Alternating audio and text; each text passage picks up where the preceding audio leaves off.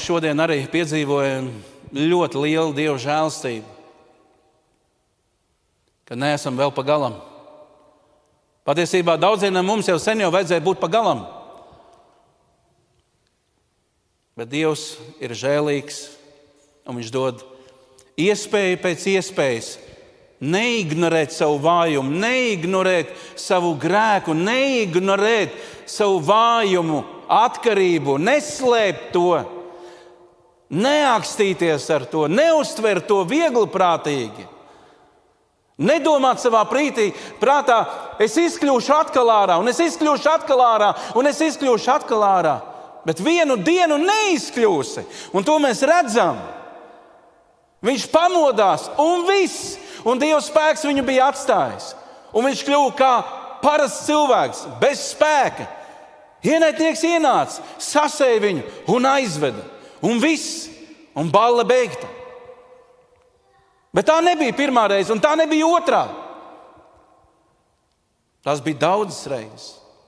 Un es domāju, Dievs ir tik labs pret mums visiem. Atcerieties, jaunajā derībā stāst par to zilio torni. Visi tajā dienā runāja, kā tas ir iespējams. Šie cilvēki ar upuriem devās, un šitāds liktenis viņus piemeklēja. Jēzus teica,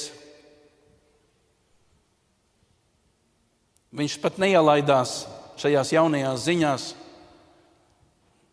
Viņš vienkārši teica, nedomājiet, es ar saviem vārdiem. Nedomājiet, ka jūs esat labāki. Iemesls varbūt tās, kāpēc uz tevīm vēl šodien nav uzkritis kāds staps vai ķieģels vai kāda bumba, ir tāpēc, ka Dievs dod vēl žēlstības laiku. Dievs dod žēlstības laiku cilvēkam, Dievs dod žēlstības laiku ģimenei, Dievs dod žēlstības laiku uzņēmumam, Dievs var dot žēlstības laiku tautām. Žēlstības laiku. Jūs neņemat vērā nopietni savu izredzētību, aicinājumu, jūs pat tālu aizgājuši, jūs ignorējat grēkus. Jūs šodien melnu saucat par baltu un baltu par melnu. Ļaunu par labu, labu par ļaunu. Jūs pārāk tālu jau esat aizgājuši. Atgriezieties, attopieties.